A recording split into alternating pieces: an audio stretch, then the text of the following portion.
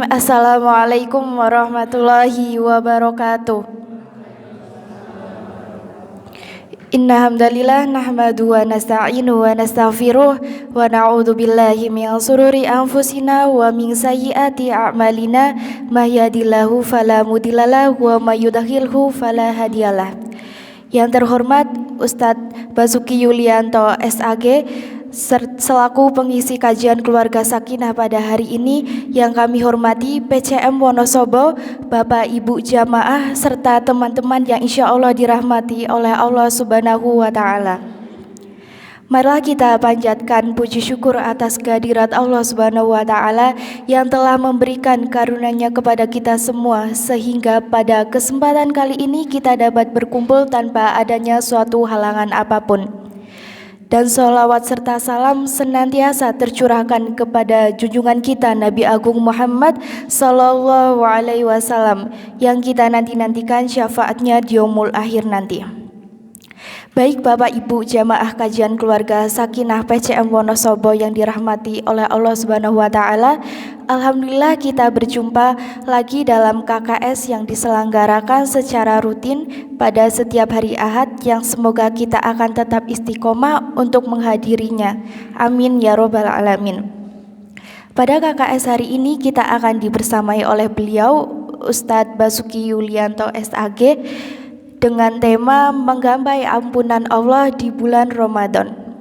Sebelum kajian dimulai, diharapkan kepada jamaah bisa menyimak kajian dengan baik dan tenang sehingga kita dapat mendapatkan manfaat serta ibroh yang nantinya akan disampaikan oleh Ustadz Basuki Yulianto SAG. Marilah kita awali kajian pada pagi hari ini dengan bacaan basmalah bersama. Bismillahirrahmanirrahim. Selanjutnya pembacaan ayat suci Al-Quran yang akan dilantunkan oleh Ananda Elva Indriani dari PAY Wonosobo. Kepadanya kami persilahkan.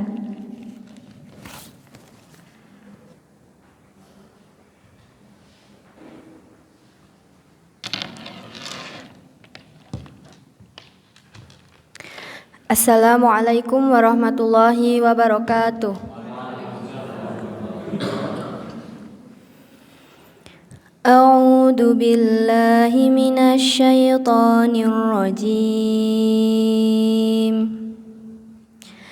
Bismillahirrahmanirrahim. Qad sami'allahu qawlan ladzi tujadiluka fi zawjiha wa tastaki ila Allah. Wallahu yasma'u tahawurakuma, innallaha sami'un basir. Alladzina yudahiruna minkum min nisa'ihim ma hunna ummahatihim in ummahatuhum illa allai waladnahum wa innahum layaquluna munkaram minal qawli wa zura wa innallaha la'afuwun ghafur. والذين يظاهرون من نسائهم ثم يعود لما قالوا فتحرير رقبة من قبل أن يتماسا ذلكم توعدون به wallahu bima ta'maluna khabir. Sadaqallahul adzim. Wassalamualaikum warahmatullahi wabarakatuh.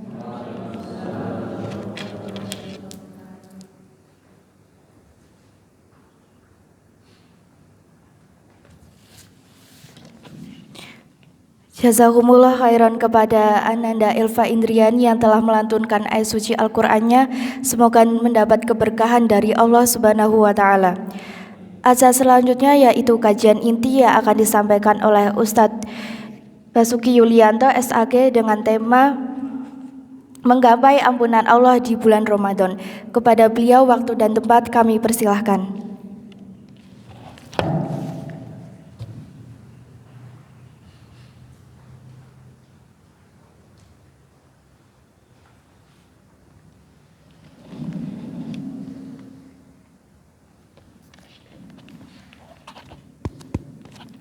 Bismillahirrahmanirrahim. Assalamualaikum warahmatullahi wabarakatuh. Alhamdulillah wassalatu wassalamu ala rasulillah wa ala alihi wa ashabihi wa mawalah. Qala Allah ta'ala fil Qur'anil Karim, a'udzubillahi minasyaitonir rajim. Wa atakum min kulli ma sa'altumuh wa in ta'uddu ni'matallahi la tuhsuha innal insana ladzalumun kafar. Shadaqallahul azim. Wa qala ya ayyuhalladzina amanu kutiba alaikumusiyam kama kutiba alal ladzina min qablikum la'allakum tattaqun. Wa qala Rasulullah sallallahu alaihi wasallam man shoma ramadhana imanan wahtisaban ghufira lahu ma taqaddama min dzambih wa man qama ramadhana imanan wahtisaban ghufira lahu ma taqaddama min dzambih. Jamaah rahimakumullah, bapak-bapak, ibu-ibu, jamaah pengajian Masjid Fatimatuz Zahra, Masjid Fatimatuz Zahra SD MBF Al-Azkiyah, yang semoga senantiasa mendapatkan rahman dan rahim Allah Subhanahu wa Ta'ala. Yang pertama, mari kita senantiasa bersyukur karena begitu banyak nikmat yang Allah berikan kepada kita. Saking banyaknya sampai tak terhitung, sehingga Allah mengingatkan wa in ta'uddu nikmatallahi la tuhsuha. Kalau kalian mau menghitung-hitung nikmat Allah, tiada mungkin kalian bisa melaksanakannya.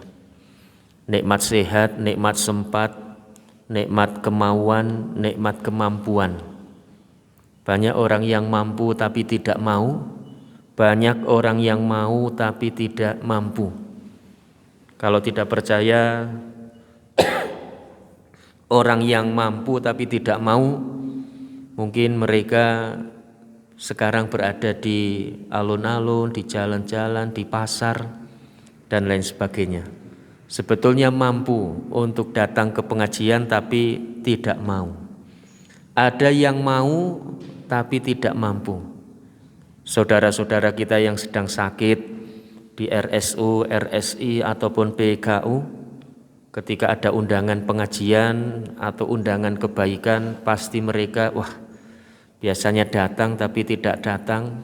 Berarti mereka termasuk yang mau tapi tidak mampu. Lah, kita diberi oleh Allah anugerah yang besar, baik kemampuan maupun kemauan. Jamaah rahimakumullah, sehingga marilah kita bersyukur. Namun kadang-kadang manusia itu dalam ayat ini surat Ibrahim, innal insana ladzalumun kafar. Meskipun nikmat Allah itu tiada hitungan, tapi kebanyakan manusia itu melakukan kezaliman. Kezaliman itu secara sederhana artinya maknanya adalah tidak menempatkan sesuatu pada tempatnya, tidak menggunakan sesuatu sesuai dengan fungsinya. Itu namanya zalim. Jadi yang nama zalim, mengapa manusia disebut banyak melakukan kezaliman? Itu bukan hanya bayangan kita. Kalau yang namanya zalim itu kan Israel menjajah Palestina, Belanda menjajah Indonesia, Jepang menjajah Indonesia, atau beberapa orang melakukan kejahatan, penganiayaan, pembunuhan, dan lain sebagainya. Itu kadang-kadang pengertian dan pemahaman kita dengan kezaliman hanya seperti itu. Tapi kalau kita kembalikan pada makna dasar, zalim itu meletakkan sesuatu tidak pada tempatnya, menggunakan sesuatu tidak sesuai dengan fungsinya. Kalau saya menggunakan kopiah di kepala saya, meskipun wujudnya kopiah, tapi ketika saya awali dengan bismillah, itu kebaikan. Kalau suatu saat saya meletakkan kopiah di kaki saya, meskipun itu remeh-temeh, tapi itu kezoliman karena tidak pada tempatnya. Kaos kaki tempatnya di kaki, meskipun remeh-temeh wujudnya di kaki, tapi ketika bismillahirrahmanirrahim kita awali dengan kaki kanan terlebih dahulu, baru kemudian kaki kiri, itu bernilai ibadah. Ibu-ibu kalau pakai kaos kaki kanan dulu atau kiri dulu ibu-ibu? Kanan dulu nih. Bismillah napa mboten? Jadi ibadah itu. Meskipun wujudnya kaos kaki di kaki. Tapi kalau suatu saat kaos kaki di kepala, kopiah di kaki, itu contoh kezoliman. Maka manusia disebut banyak melakukan kezoliman. Karena kadang-kadang tidak sesuai dengan tempatnya. Ada seorang pemuda menikah, ini contoh kezoliman yang berakibat bahaya. Seorang pemuda resleting jaketnya sudah rusak, tidak dibawa ke servis jaket, tapi malah dipakai dan memakainya kebalik. Cok meresani napa mboten ibu-ibu? Jadi ada pemuda pakai sepeda motor, jaketnya dibalik, resletingnya di belakang itu.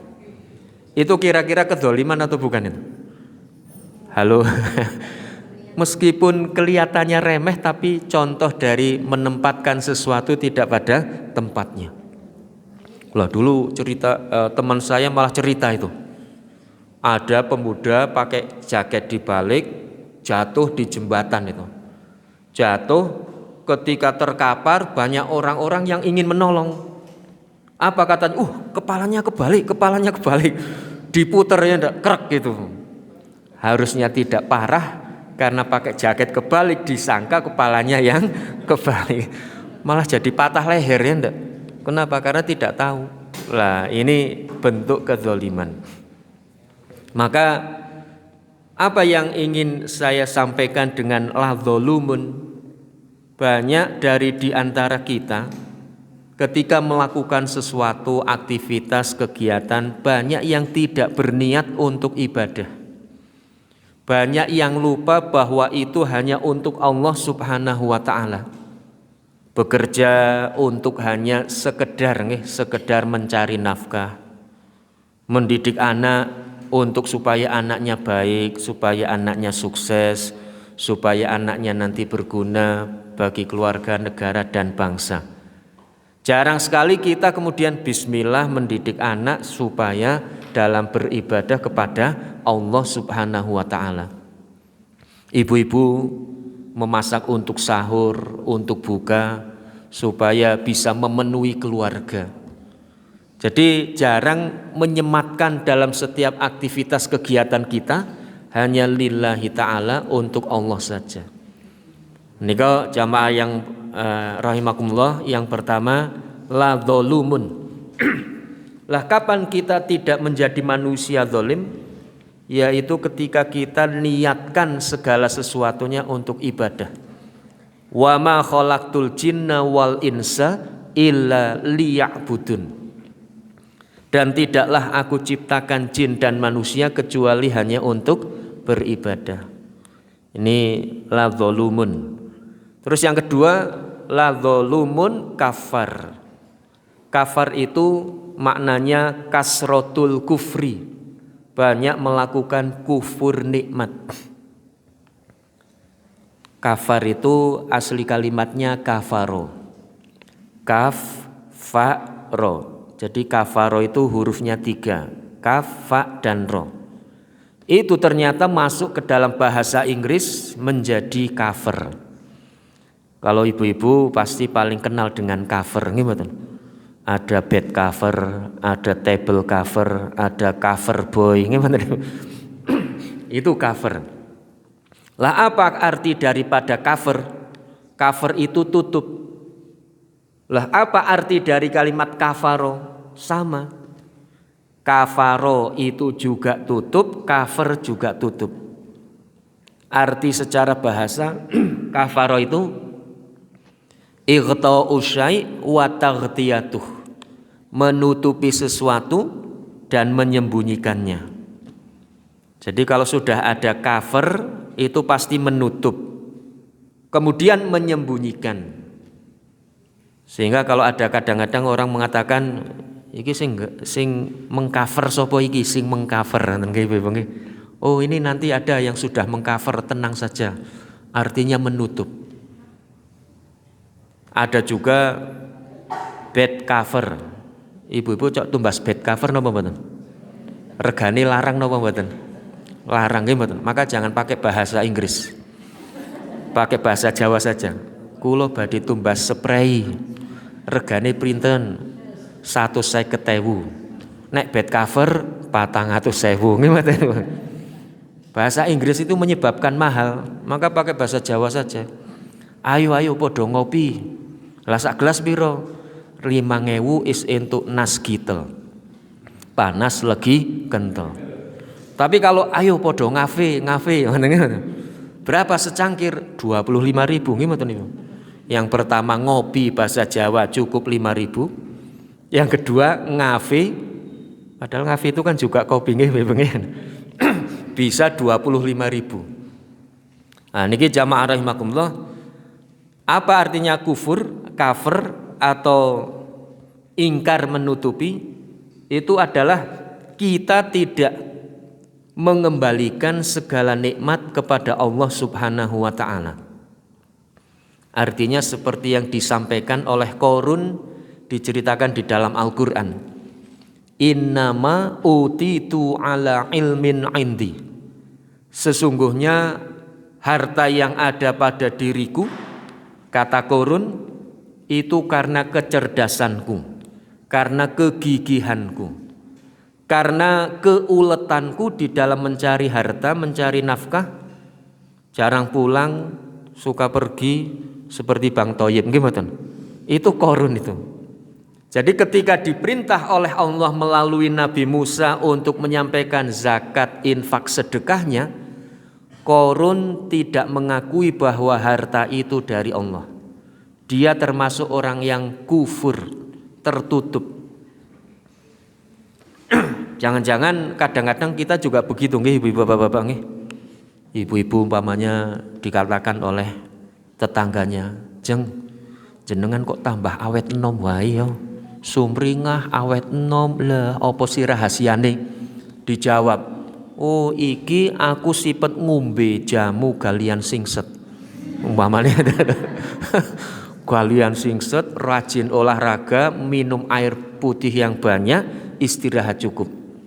Itu hampir mirip seperti Qarun ibu-ibu. Artinya apa? Harta yang aku miliki itu karena kegigihan, kecerdasan dan keuletanku saja. Tidak ada sedikit pun menyematkan segala sesuatunya kepada Allah. Itu namanya kufur, sedang tertutup.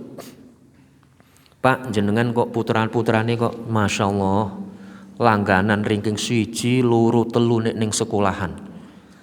Suaminya menjawab, oh iya kowe wis keturunan ket biyen. Dari mbah-mbah iki pinter-pinter. Oh mbah malah ono sing dadi glondong pamane nggih mboten. Zaman biyen glondong wis top markotop nggih. Ono sing dadi glondong itu.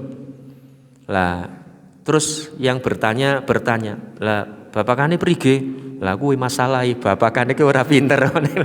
Lah niki nggih itu sedang tertutup. Jadi kalau kita tidak ada sedikit pun mengembalikan apa yang kita dapat yang ada pada diri kita kepada Allah, itu namanya kufur atau la dzulumun kafar.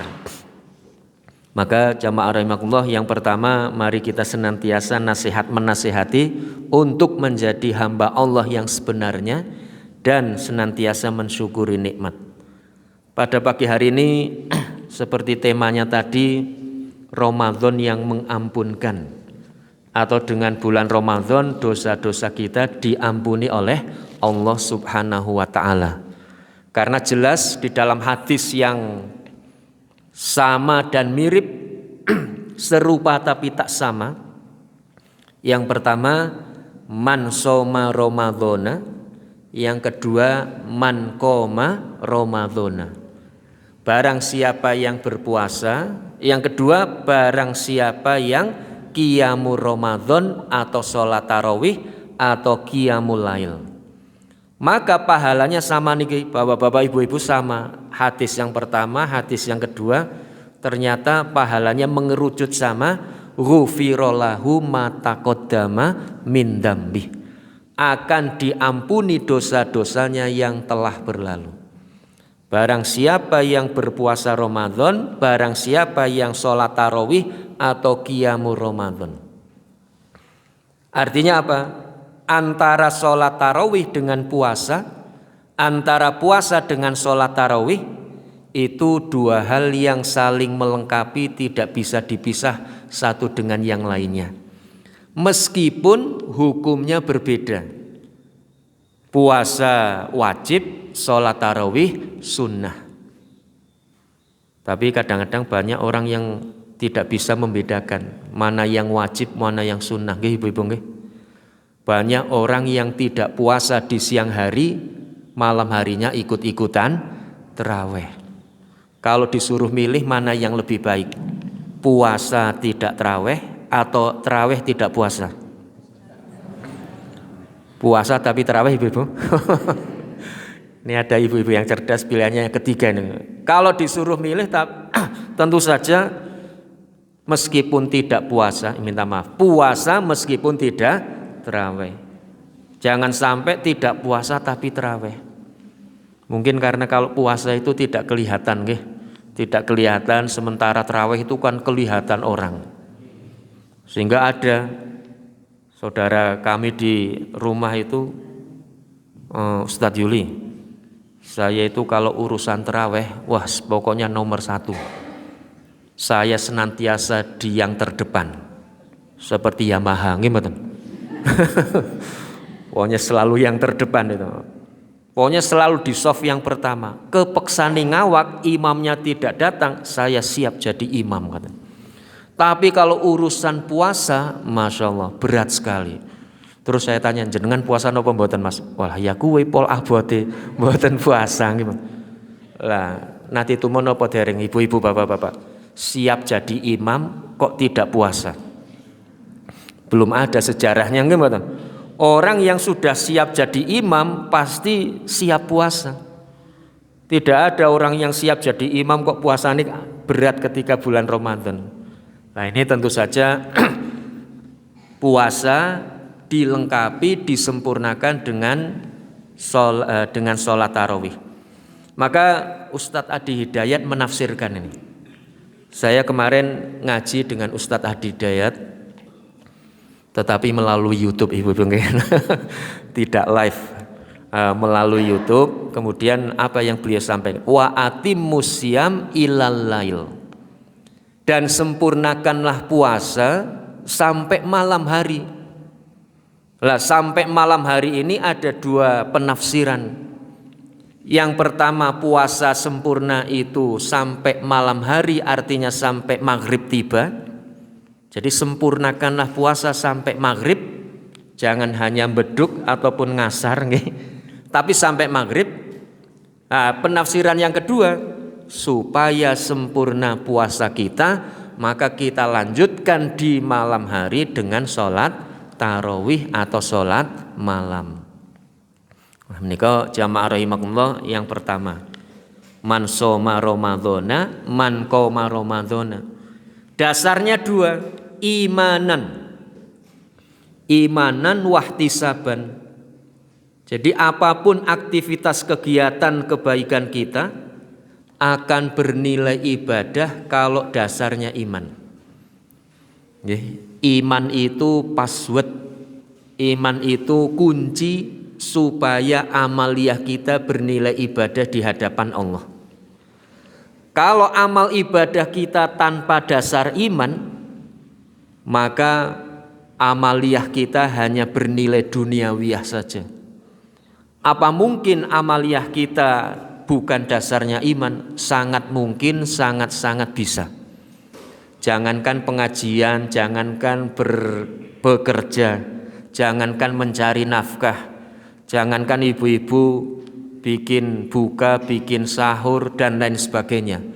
Salat yang jelas-jelas itu ibadah mahdhoh saja, kadang-kadang tidak dasarnya iman. Kapan salat tidak dasarnya iman? Yaitu ketika salat kita riya karena manusia. Fawailul lil musallin alladzina hum an salatihim sahun alladzina hum yurauna wa yamnaunal maun. Celaka bagi orang-orang yang sholat. Nah, jadi orang-orang yang sholat pun bisa mendapatkan kecelakaan, ibu-ibu. Kalau dalam kehidupan sehari-hari kecelakaan itu kan banyak ragamnya. Ibu-ibu pun nanti kecelakaan apa dereng? Naik sepeda motor atau mobil? Pernah ibu-ibu? Bapak-bapak juga pernah ya. Yang namanya kecelakaan itu kan ada ketika kecelakaan itu pertama hanya lecet-lecet saja. Ada yang sampai terkilir ya enggak? Ada yang sampai opname di rumah sakit, ada yang sampai koma, tidak titik-titik, ada yang sampai meninggal dunia. Artinya apa? Dalam sholat pun kecelakaan itu bermacam-macam. Ada sholat kecelakaannya kecil-kecilan saja, umpamanya ingatnya kepada Allah masih lebih banyak daripada lupa. Ada yang sudah agak sedikit berat, ingatnya kepada Allah 50%, ingat kepada selain Allah 50%. Ada yang dari pertama sampai terakhir 0%. Babar blas mboten ingat kepada Allah. Wonten apa mboten? Halo ibu-ibu, wonten apa mboten? Tiangi rawuh mboten? Ada itu nggih. Ada yang seperti itu. Berarti ini sudah, kalau dalam kecelakaan sudah parah sekali itu. Nah, jamaah rahimakumullah, kapan kita kecelakaan di dalam sholat? Yaitu ketika sholat kita lalai. Kalau di majelis ini insya Allah tidak ada yang sampai lalainya itu meninggalkan sholat sama sekali. Tapi bukan berarti kita tidak pernah lalai. Kelalaian kita adalah ketika kita lupa kepada Allah, ketika kita lupa niat di dalam sholat-sholat kita. Maka surat yang paling fundamental sehingga Imam Asy-Syafi'i menyampaikan, cukuplah sudah seandainya Allah menurunkan hanya satu surat, yaitu surat Wal Asri. Kenapa? Karena di dalam surat Wal Asri ini dasar dari kehidupan kita. Yang pertama dasar iman, yang kedua dasar amal solih. Iman tanpa amal solih, minta maaf, iman tanpa amal solih itu kenapa iman tanpa amal solih? Lumpuh. Jadi iman tanpa amal solih itu tidak ada apa-apanya. Amal solih tanpa iman itu buta. Jadi ibarat tidak ada arah tujuannya. Itu amal solih tanpa iman. Iman tanpa amal solih hanya beriman. Kalau orang Jawa, aliran kejawen mengatakan, jadi yang penting menungso kuwi iling, iling mawon. Ora perlu jengkang-jengking jarene nggih mboten. Jadi yang penting iling, iling kalih sinten? Iling kalih Gusti kang murbeng dumadi. Itu ada seperti itu. Jadi orang beriman itu, orang kejawen itu mengatakan yang penting niku eling. Ngiling-eling, oh ya Gusti Allah. Oh nggih, sing ciptakan bumi, langit dan isinya Gusti Allah. Oh nggih, pokoknya hanya iling saja. Tidak kemudian iman itu diwujudkan dalam amal soleh kita. Ini jamaah rahimakumullah yang pertama imanan. Maka dengan puasa ini kita sedang dilatih untuk benar-benar menjadi hamba-hamba yang beriman. Yang kedua yaitu ihtisab.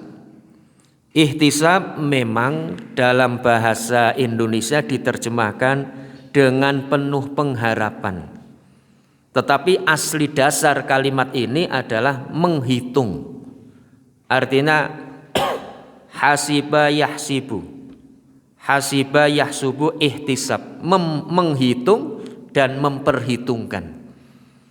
Maka ketika kita puasa Ramadan harus penuh dengan perhitungan. Sebelum Ramadan sudah dihitung, gimana? Dengan perhitungan hisab ditentukan 1 Ramadan tahun 2025 bertepatan dengan 1 Maret. Itu sudah diperhitungkan. Supaya apa? Supaya 1 Ramadannya pas. Begitu memasuki Ramadan, kita juga senantiasa menghitung 1 Syawal nanti tanggal 30 Maret insya Allah. Betul Ibu? Halo? Mau dihitung apa dereng? 1 Syawal 30 apa 31? 31. Loh tadi kok mendel mawon? Tak perisaning nggih. 1 Syawal insya Allah tanggal 31 Maret. Kenapa? Karena puasa kita 30 hari. Pertanyaannya, apakah nanti pemerintah dan Muhammadiyah bareng? Insya Allah bareng. Karena sudah dibocorkan. Baik pemerintah, Nahdlatul Ulama, Muhammadiyah sudah bikin jadwal imsakiyah. Semuanya dari tanggal 1 Maret sampai tanggal 30 Maret puasanya. Jadi jangan-jangan nanti Ru'yatul Hilal hanya formalitas saja, nggih mboten. Ulung pun dibocorkan itu. Sudah dibocorkan 30 hari. Nah, menika jamaah rahimakumullah. Jadi penuh dengan perhitungan. Supaya puasa kita pas, supaya tarawih kita pas juga harus dihitung. Maka sholat tarawih yang dihitung jangan hanya kuantitas, tetapi yang kualitas. Kadang-kadang ibu-ibu kalau sholat tarawih ini mikil ditu mawon nggih ibu nggih. Baru 4 rakaat sudah bertanya, iki wis rakaat ping pira iki? Agek wae 4 rakaat wis ngitung. Ora men pas ngoten nggih. Bahasane men pas niku. Tapi dihitung terus. Nah, maka jamaah rahimakumullah bukan hanya kuantitas tapi yang paling penting adalah kualitas.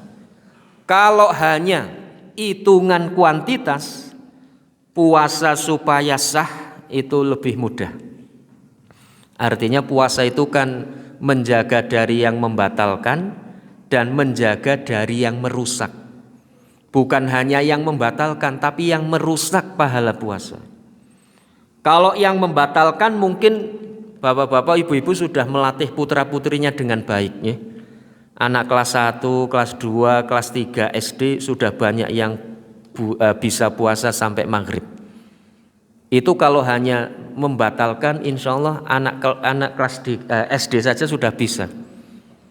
Dan puasa itu kan sangat mudah. Ibu-ibu, satu-satunya ibadah yang bisa dilakukan dengan tidur hanya puasa. Laras ibu-ibu. Jadi tadi ketika habis sahur sambil ngantuk-ngantuk datang ke sholat subuh lagi eman-eman. Sudah bangun kok tidak subuh berjamaah eman-eman. Nah setelah sholat subuh berjamaah cari lendotan nggih. Cari lendotan soko guru atau dinding, nah, terus sambil mendengarkan kuliah subuh, etok-etok mantuk, jebule ngantuk nggih mboten. Pulang dari kuliah subuh pamit sama suaminya, Pak, aku arep ngibadah, ojo gugah. Nggih mboten. Lu apa? Naumatus shaim ibadah, tidurnya orang puasa ibadah. Itu bukan rawahu dari Rasulullah tetapi rawahu Abu Naum. Napa Ibu? Abu Naum tukang tidur nggih mboten. Kalau Abdul Butun tukang makan, kalau Abu Naum tukang tidur. Tidur sampai zuhur bangun, sholat zuhur tidur lagi. Sampai asar bangun, sholat asar tidur lagi. Bangun pas maghrib nggih mboten. Wah. Kalau zaman sekarang sih mudah nggih Bapak-bapak nggih. Gampang Pak nge-grab nggih mboten. Kalau tidak ya datang ke Sudagaran, di sana banyak yang menjajakan makanan untuk berbuka. Pertanyaannya, puasanya sah napa mboten? Halo ibu-ibu, sah napa mboten? Sah. Karena satu-satunya ibadah yang bisa dilakukan dengan tidur hanya puasa. Haji tidak bisa tidur. Apalagi tawaf di Masjidil Haram kok aku tak turu sik ngantuk banget umpamane. Wah, diinjak-injak temannya nggih. Salat tidur tidak sah. Maka Rasulullah menyampaikan jangan salat ketika ngantuk, jangan ngantuk ketika salat. Lah Ustaz, saya kok ngantuk terus berarti nggak usah salat ya. Kalau mau salat ngopi riyen ibu-ibu. Nggih, ngopi nasgital. Lah kalau sedang puasa ya berusaha untuk tidak ngantuk. Sholat 1 rakaat terus saja sujud. Witir terakhir dibangunkan. Jeng wis rampung Sah napa mboten ibu-ibu? Tidak sah. Sholat ngantuk tidur tidak sah. Haji ngantuk tidur tidak sah. Termasuk jamaah rahimakumullah zakat, infak, sedekah. Itu meskipun remeh-temeh, artinya zakat, infak, sedekah tidak remeh, minta maaf. Tetap saja tidak bisa dikerjakan dengan tidur. Mau memberikan kepada siapa kalau kita tidur nggih? Mau ngasih siapa kalau kita sedang tidur? Maka jamaah rahimakumullah, puasa itu bisa dilaksanakan dengan tidur tetapi tidak berkualitas. Kalau hanya tidur saja niki puasanya tidak berkualitas. Supaya puasa berkualitas, tetap bekerja, tetap beraktivitas, tetap mencari nafkah, tetap berkegiatan, tetapi menjaga supaya puasa kita tidak rusak. Bagaimana supaya puasa tidak rusak? Wa idza shoma ahadukum falayarfas. Ketika puasa di antara kalian maka jangan berkata rofas. Rofas napa niku ibu-ibu? Rofas itu bahasa kitanya saru nggih. Saru, jorok, kotor itu rofas. Aksi pornografi.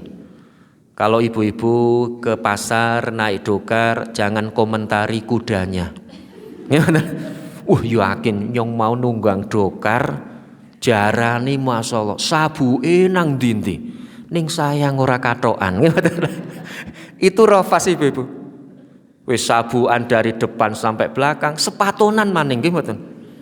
Kuda pakai sepatu napa mboten ibu-ibu? Pakai. Nah, itu termasuk rofas. Kuda saja dilarang dikomentari, apalagi yang lainnya. Maka bapak-bapak, ibu-ibu kalau sedang puasa ya nonton TV-nya yang syar'i nggih. Nonton TV-nya yang sinetron syar'i, yang tidak syar'i segera di-skip. Luna Maya skip. Terus Nikita Mirzani skip. Gimana? Wis pokoknya wah iki wae. Itu merusak ibu-ibu bapak-bapak nggih, merusak pahala puasa. Kalau sinten, Pak? Sing Upin mawon nggih. Nah, niku insyaallah puasanya ndak rusak gitu. Kenapa? Karena di samping Upin banyak pelajarannya juga kartun kan tidak ada rofasnya ning. Kalau ibu-ibu umpamanya nggih, jangan berkata ghibah atau melakukan ghibah. Ghibah itu tanpa terasa kadang-kadang nikmat rasanya. Saya kemarin menyampaikan nggih, sing banyak ghibah biasanya ibu-ibu atau bapak-bapak? Halo, ibu-ibu napa bapak-bapak? Nah, niki nggih. Ya, ini saya dapatkan ini dari Ustadz Adi Hidayat juga itu nggih. Apa itu? Jadi mar'ah itu ternyata sangat dekat dengan mir'ah. Mar'ah dan mir'ah. Mar'ah itu fathah, mir'ah itu kasroh. Hanya kasroh dan fathah itu bedanya. Tapi maknanya sangat jauh. Mar'ah itu wanita, mir'ah itu cermin.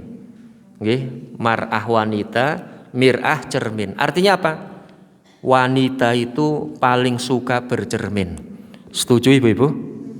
Halo, angkat tangan tadi yang datang ke sini tidak bercermin dulu. Hadiahnya umroh niki.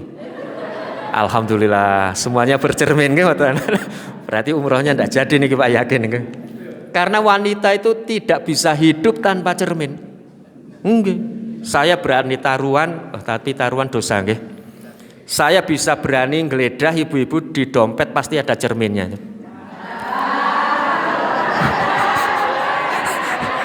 Oh enggak ada. Oh sekarang sudah ada HP ya enggak?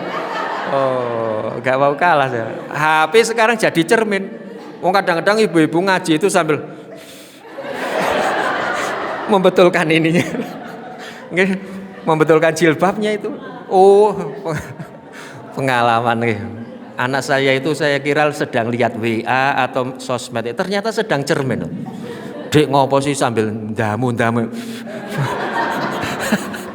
Ininya Pak, ininya dengkleh gitu loh, terus didamu ini. Lah itu yang pertama, wanita tidak bisa berpisah dengan cermin. Di kamar utama sudah bercermin, keluar di kamar tamu ada bifet, cermin lagi. Keluar rumah ada jendela, cermin lagi. Mau naik kendaraan ada spion, cermin lagi. Itu yang pertama, mar'ah dan mir'ah. Yang kedua, ini perlu dicatat ibu-ibu. Istri adalah cermin dari suami. Kenapa ibu-ibu? Istri adalah cermin dari suami. Saya bisa membaca suami ibu-ibu dari wajah ibu-ibu nih. Kalau ibu-ibu merengut mawon suami. Iya, kalau ibu-ibu penuh dengan kebahagiaan, oh suaminya berarti bisa membahagiakan. Kenapa? Maka bapak-bapak hati-hati. Jadi bapak-bapak bisa dibaca dari wajah ibu-ibu. Sehingga bapak-bapak berpesan, Bu, engko nek kondangan pokoknya kudu mesem. Nek ngaji kudu guyu. Kenapa? Karena cermin dari suami adalah ibu-ibu. Ini yang pertama, mar'ah dan mir'ah. Yang kedua bahasa Arabnya wanita itu nisa. Nisaun. Yang pertama mar'atun, yang kedua nisaun. Kalau laki-laki hanya satu bahasa Arabnya, rojulun. Rojulun itu sangat dekat dengan kalimat rijlun. Rojulun, ro, jim, la. 3 huruf ro, jim, la. Rijlun juga 3 huruf ro, jim, la. Artinya apa? Wanita, minta maaf, laki-laki itu, pria itu adalah penopang keluarga. Tempat berdirinya keluarga itu rojulun. Kenapa rojulun itu dari kalimat rijlun? Rijlun itu adalah kaki yang kokoh. Lah sementara wanita itu nisa. Nisa itu napa bapak-bapak ibu-ibu? Catat niki ibu-ibu. Nisa itu suka mengungkapkan isi hati. Bahasa Jawanya suka curhat. Nggih mboten? Nggih leres ibu-ibu? Wanita itu suka mengungkapkan isi hatinya, suka curhat, suka pokoknya apapun niku dirumpikan, didongengkan niku. Wong kadang-kadang tadi masak tumis waluh campur lombok abang, campur pete, campur tongkol. Aduh ngiler kon. Campur itu saja diceritakan niku. Jeng mau masak apa jeng? Enak banget yakin. Jaluk resepnya tah resepnya apa? Nggih mboten ibu-ibu. Itu wanita nisa. Maka kalau ada laki-laki kok suka curhat, jangan-jangan laki-laki yang kewanitaan. Mungkin feminim niku. Kenapa? Karena laki-laki itu kuat, kokoh, rijlun kaki. Sehingga dimanapun yang namanya ngerumpi curhat itu biasanya ibu-ibu itu. Dan para bapak-bapak, ini menurut Aisyah Dahlan, cok ngaji kalih Aisyah Dahlan mboten ibu-ibu. Itu tokoh wanita yang pengajiannya bagus juga itu nggih, tentang kehidupan keluarga. Ibu-ibu itu karena namanya nisa, suka mengungkapkan, maka satu topik biasanya diceritakan berkali-kali nggih mboten. Satu ceritanya sampai 2 kali, 3 kali, 4 kali. Cok ngoten apa mboten bapak-bapak? Ceritanya itu saja. Maka tugas dari kaum pria atau laki-laki atau suami cukup mendengarkan. Meskipun bosan, dengarkan saja. Kenapa? Karena ibu-ibu itu di rumah satu cerita diceritakan bola-balik. Maka saya sama istri saya biasanya hanya memberi isyarat. Kalau istri saya cerita dengan topik yang sama, Bu, besok cerita lagi, Bu. Besok cerita lagi. Wah, oh berarti sudah 4 kali, 3 kali, 5 kali. Cok ngoten apa mboten Ibu? Ngoten apa mboten? Mboten ngoten tah. Lah menika nggih jamaah rahimakumullah. Yang pertama kembali nggih puasa, yang kedua salat malam, salat tarawih. Ada sedikit kadang-kadang salat tarawih niki nggih. Kemarin di Kejajar ada yang curhat kepada saya itu. Tapi indilah yang curhat bapak-bapak itu. Ustadz, di jamaah kita itu ada seorang yang tidak pernah sholat tarawih di masjid. Jadi dia itu meyakini bahwa sholat tarawih, sholat malam itu paling utama di rumah. Kenapa? Dasar hukumnya afdhalus sholat fi baitikum illal maktubah. Seutama-utama sholat adalah di rumah kalian kecuali sholat wajib. Jadi hadis ini menerangkan sholat wajib utamanya di masjid, sholat sunnah utamanya di rumah. Terus saya sampaikan memang secara umum seperti itu. Tapi kan ada pengkhususan. Contohnya sholat tahiyatul masjid itu tentu saja di masjid. Tahiyatul rumah ndak ada nggih Bu nggih.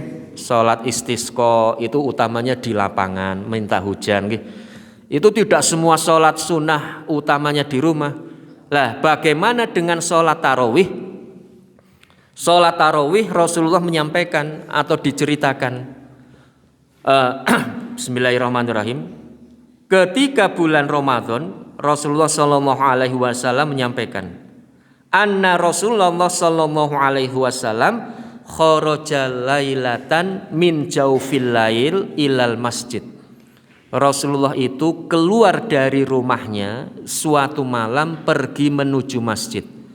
Fasolla, kemudian sholat, fasollan nas bisolatihi. Ketika Rasulullah sholat, ada beberapa orang yang sholat berjamaah dengan Rasul. Dari hadis yang sepenggal ini, karena banyak sekali pelajaran dari hadis menika nggih. Dari hadis yang sepenggal ini, pertama, sholat sunnah itu boleh berjamaah dan boleh pula sendirian. Bapak-bapak, ibu-ibu, boleh berjamaah, boleh sendiri. Tapi nanti sholat tarawih itu lebih utama jamaah, meskipun boleh sendirian.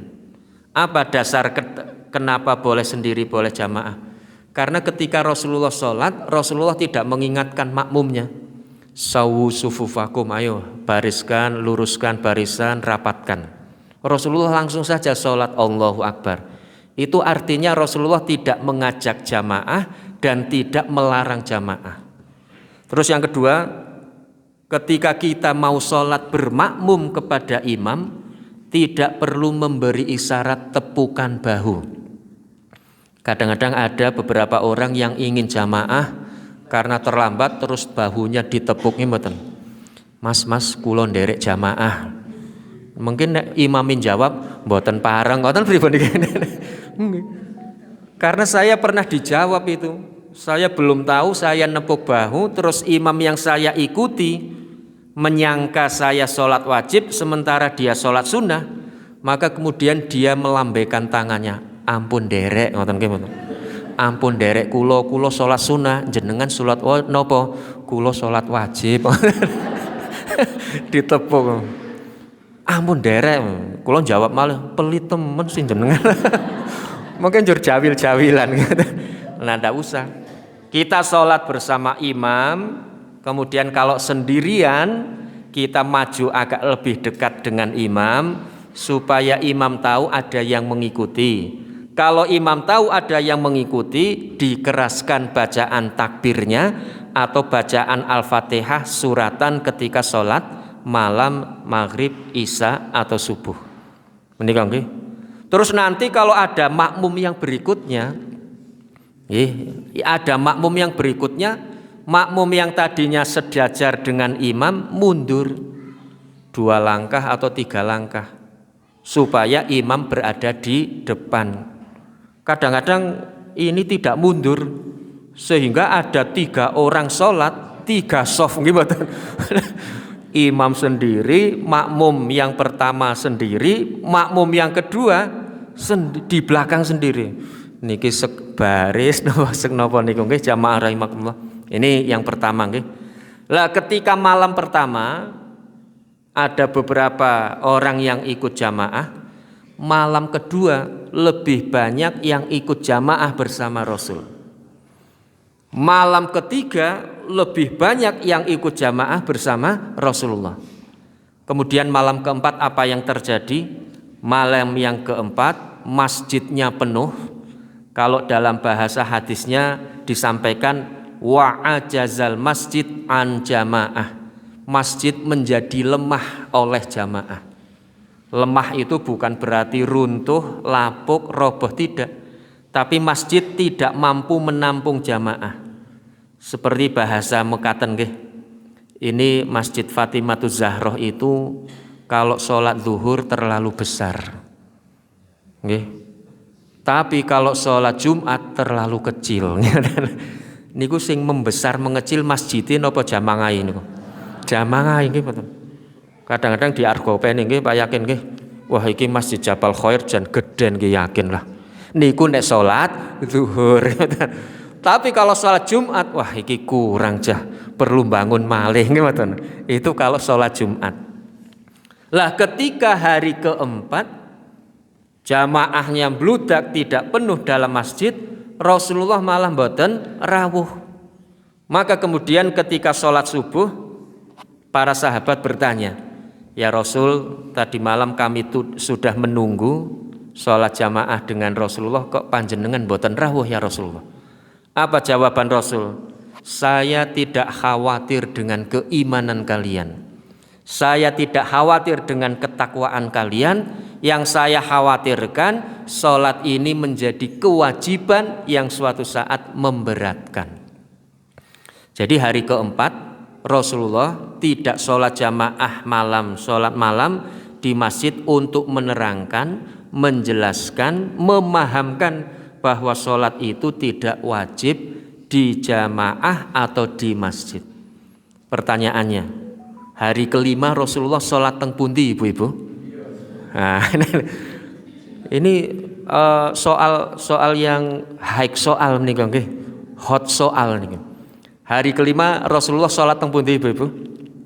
Halo, bapak-bapak, hari kelima Rasulullah sholat teng pundi?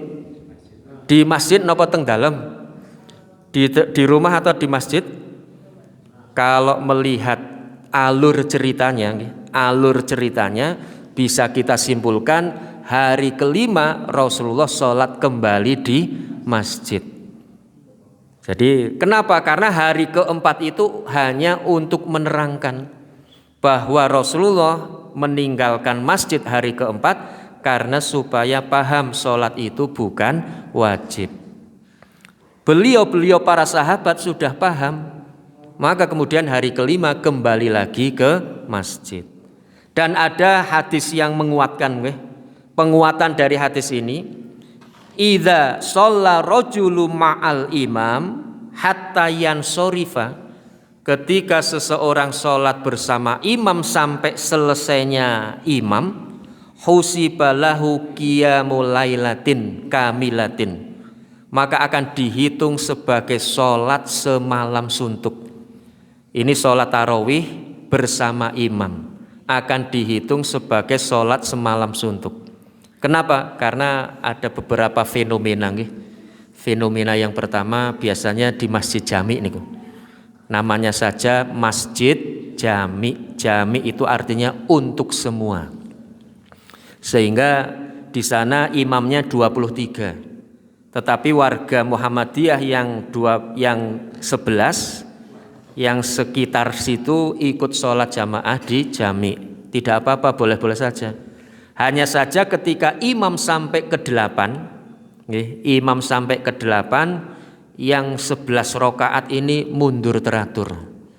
6 langkah ke belakang, gerak 1, 2, 3. Lah, ya, yang mundur teratur ini ada 3 kelompok ibu-ibu.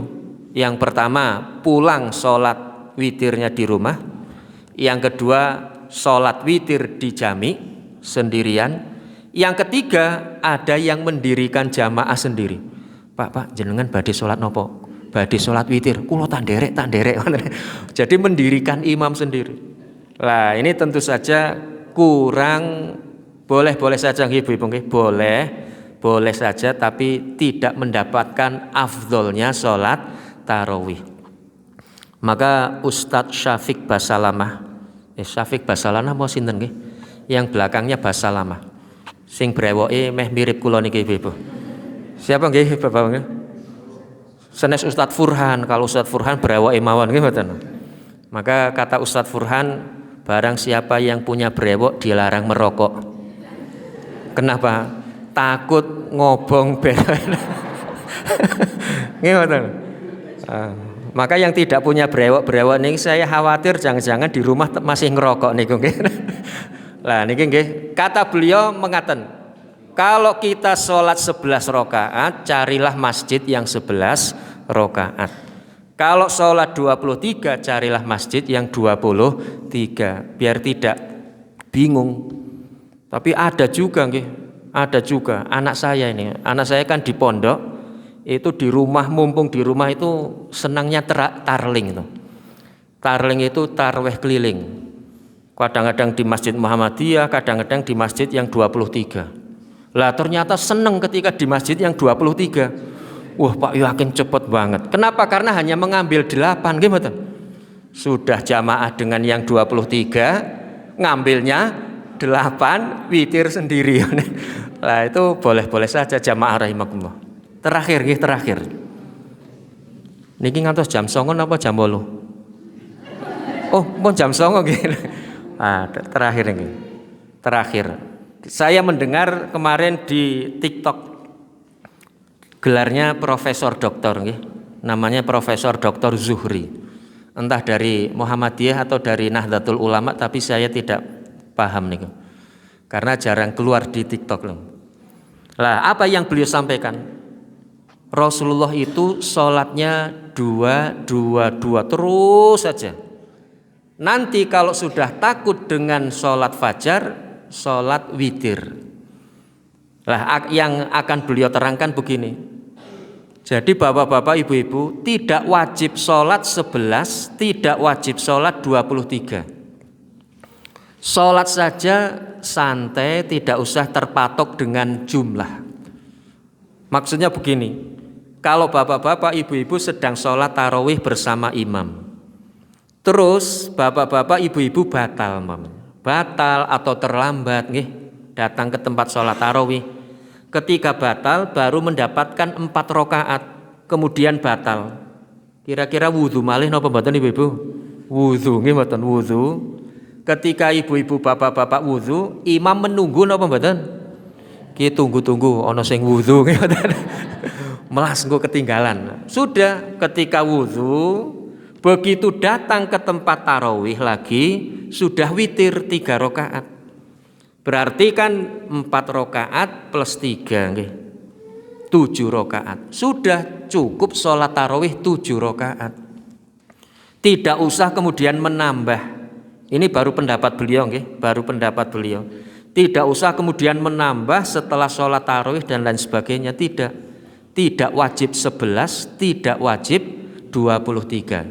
Sedapatnya, bahasa beliau niku sedapatnya. Tapi tentu saja kita tidak sepakat nggih. Kenapa? Yang pertama, bolehkah kita bermakmum kepada imam yang sedang sholat witir? Halo ibu-ibu, imam witir 3 rakaat, ibu-ibu, bapak-bapak sholat 4 rakaat, boleh napa mboten? Wonten ibu-ibu mboten niki nggih? Boleh atau tidak bapak-bapak? Boleh. Imam 3 rakaat sholat witir, maka kita tidak boleh bertanya kepada imam niku sholat nopo? Witir. Mboten boleh. langsung saja niat. Imam witir kita 4, nanti begitu imam salam kita menambah 1 rakaat, berarti sudah dapat 4 rakaat. Pertanyaan berikutnya, wajibkah sholat malam berjamaah? Halo ibu-ibu, sholat malam wajib jamaah nopo mboten? Tidak. Jadi nanti setelah kita 4 rakaat, kita berdiri lagi menambah sholat witir 3 rakaat. Kalau ada pertanyaan-pertanyaan berikutnya, mana yang lebih afdol, mana yang lebih utama, mana yang lebih baik? Yang paling afdol, lebih baik, utama tentu saja sholat bersama imam dari mulai sampai terakhir witir senantiasa jamaah. Tapi kan ini dalam keadaan emergensi, terpaksa, tidak apa-apa, tetap sah saja, tidak atau bukan tidak sah. Mekaten jamaah rahimakumullah, ingkang saged kula aturaken, semoga tidak ada pertanyaan. Tidak ada pertanyaan nggih? Karena ada acara lagi menika di Masjid Al-Arqam jam 9:30. Semoga perjalanan tidak macet, lancar. Nggih. Jadi tepat waktu di sana 9:30. Mungkin itu yang bisa kami sampaikan. Semoga puasa kita benar-benar mengampunkan dosa-dosa kita. Semoga Allah memberikan ampunan dengan puasa dan sholat malam kita, karena jelas Rasulullah menyampaikan ghufira lahu ma taqaddama min dzambi. Billahi taufik wal hidayah. Wassalamualaikum warahmatullahi wabarakatuh.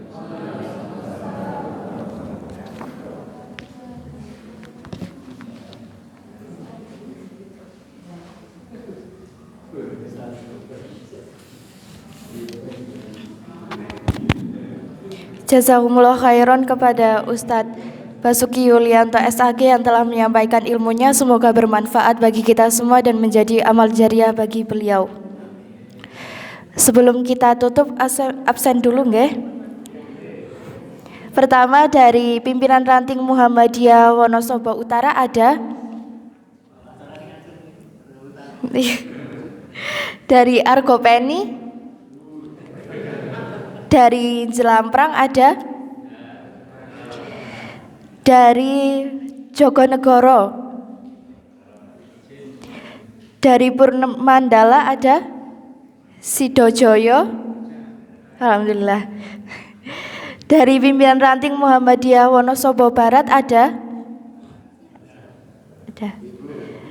Dari pimpinan ranting Muhammadiyah Penawangan ada. Dari Sudagaran Wonosobo Selatan ada. Pimpinan ranting Muhammadiyah Sribit ada. Dari Aisyah, alhamdulillah. Dari TK Aba 1, Aba 2, Aba 3, TK Aba 4, TK Aba 5, 6, alhamdulillah. Dari SD Askia, alhamdulillah banyak ya. Tak terasa kita sudah di penghujung acara. Marilah kita tutup kajian pada pagi hari ini dengan doa kifaratul majelis bersama. Bismillahirrahmanirrahim. Subhanakallahumma wa bihamdika asyhadu an la ilaha illa anta wa asyhadu anna Muhammadan.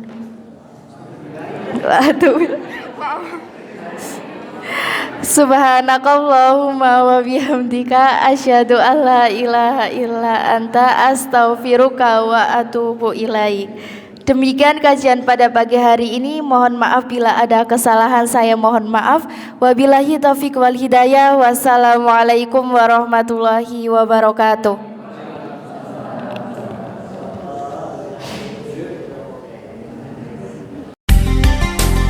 98 FM Purnama Sidi Wonosobo, mencerahkan, inspiratif.